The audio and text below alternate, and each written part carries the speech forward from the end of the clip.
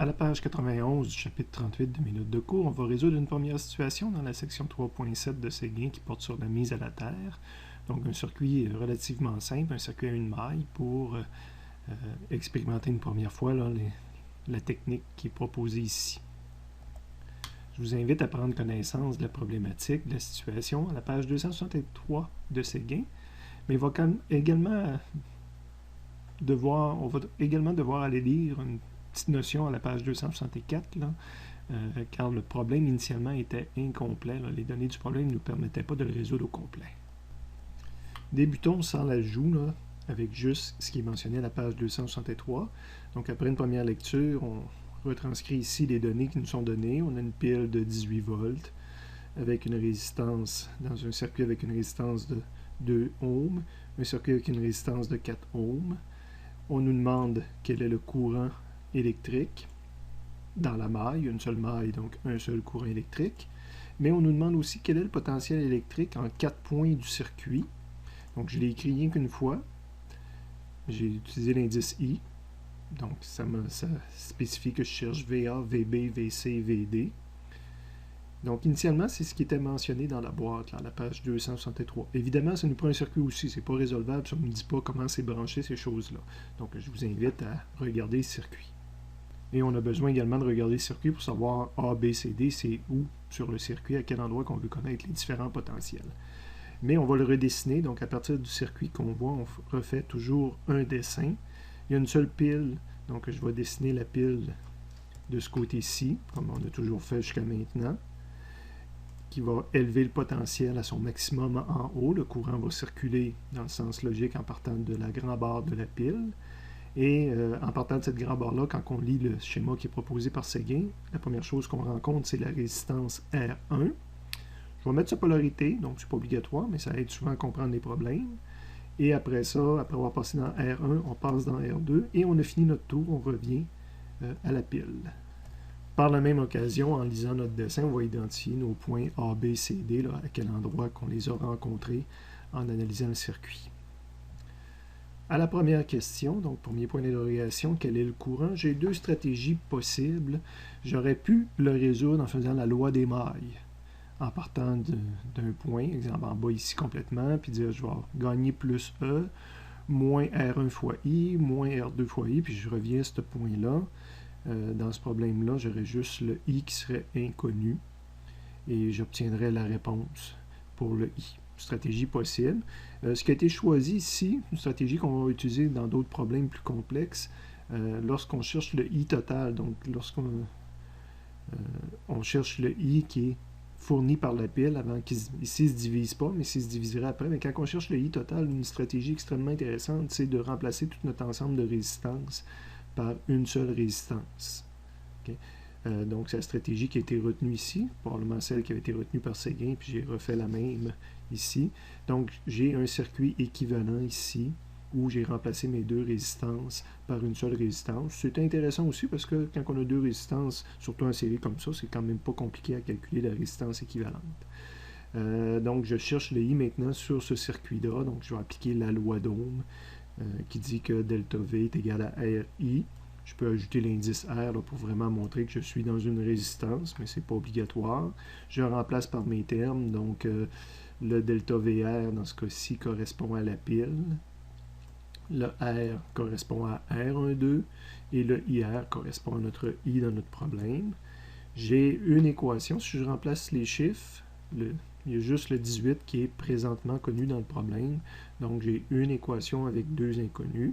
Le deuxième outil que je vais prendre, c'est justement le calcul de la résistance équivalente. Donc, deux résisteurs en série. On avait une formule qui disait que R12 est égal à R1 plus R2. Et dans ce problème-là, j'ai R1 et R2 qui sont connus. D'ailleurs, c'est tellement facile que je pourrais écrire immédiatement le chiffre, mais je montre quand même la procédure typique. Je suis rendu à deux équations, deux inconnues, donc j'ai tout ce qu'il faut pour résoudre le problème. Je peux les pitonner comme tel dans la calculatrice. Évidemment, le R12 va donner 6 ohms, après ça tu le remplaces dans la première, mais je peux saisir les deux en même temps dans une calculatrice, puis avoir les deux réponses en même temps également.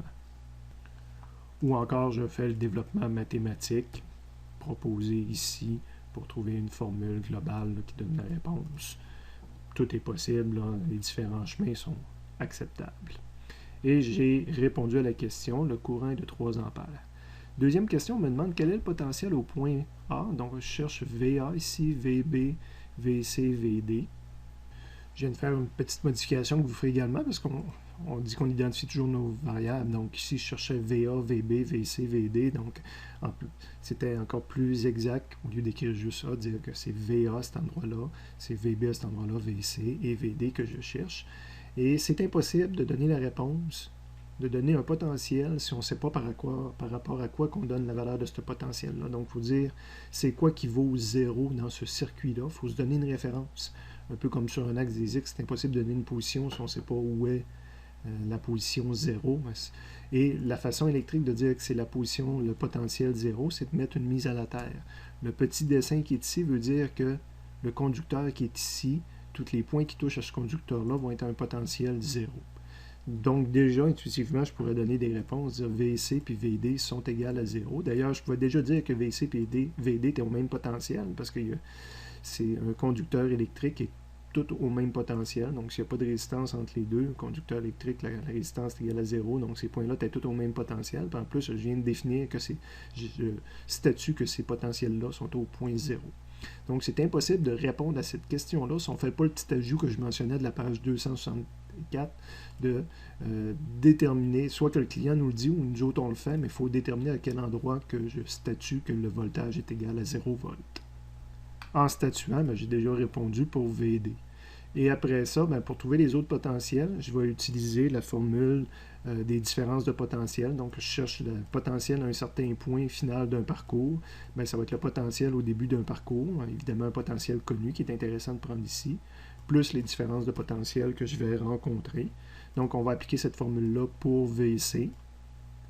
Donc, je cherche le potentiel ici, en commençant avec un potentiel connu qui est VD, plus les différences de potentiel. Il n'y a aucune différence de potentiel. Donc, c'est VD plus les différences de potentiel.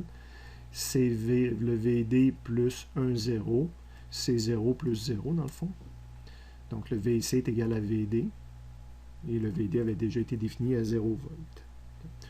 Donc, ça, c'était la partie qu'on avait déjà faite intuitivement en regardant le schéma. Maintenant, on va calculer pour VA le prochain. Donc, la formule ici pour VA. Donc, mon final, c'est VA. Je vais partir d'un point connu. Le point connu, c'est VD. Et je vais ajouter les potentiels que je rencontre. Donc, sur mon circuit, je pars d'ici. Puis, je m'en vais à VA. Oups, j'augmente de potentiel. J'augmente de plus E. Puis, je suis rendu à VA. Donc, ici, je vais écrire plus E. Je peux mettre des chiffres. Le VD était connu 0. Le plus E est connu. Donc, en haut, je suis à 18 volts. Donc, VA est égal à 18 volts.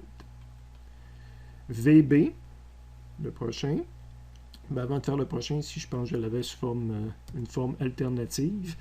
La forme alternative qui est montrée, c'est que j'aurais pu décider de me compliquer la vie puis de passer de l'autre côté. Je peux toujours calculer le potentiel ici à la fin en me rendant à partir de VD en passant par ici ou en passant de l'autre côté. Donc, c'est la même stratégie. Même ici, j'ai commencé avec VC parce que VC était connu. Je peux commencer à n'importe quel endroit mon parcours. Donc, VC plus, ici, je gagne du potentiel parce que je passe dans le sens inverse du courant. Je passe d'un moins à un plus, donc il y a plus de potentiel de ce côté-là. Je gagne du potentiel, donc c'est plus R2I1. Puis la même chose pour l'autre résistance, c'est plus R1I1. Puis si on met des chiffres là-dedans, on va arriver exactement à la même réponse, 18 volts. Le VB maintenant, donc je veux obtenir le voltage ici. J'ai deux façons de le faire. Soit que je pars de VD, puis je passe par là. De VD, puis je passe par là. Évidemment, c'est la même réponse si je pars de VC. Okay.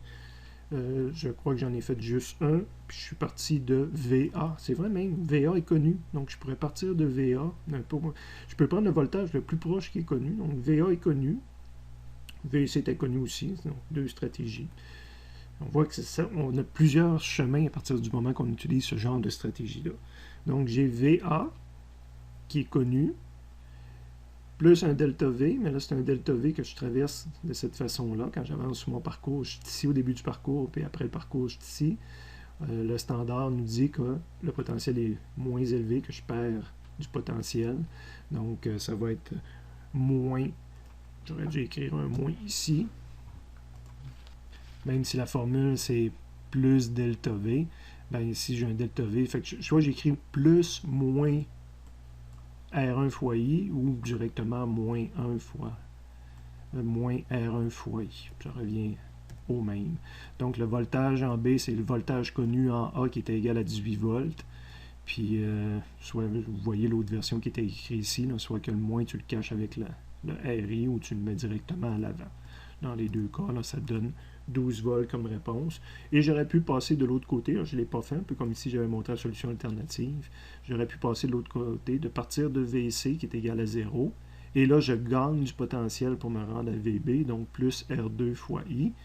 Le 4 qui est ici, fois le I qui est égal à 3, donc me donnerait le 12 volts encore. Donc là, je manquais d'espace, mais j'aurais pu passer par l'autre chemin.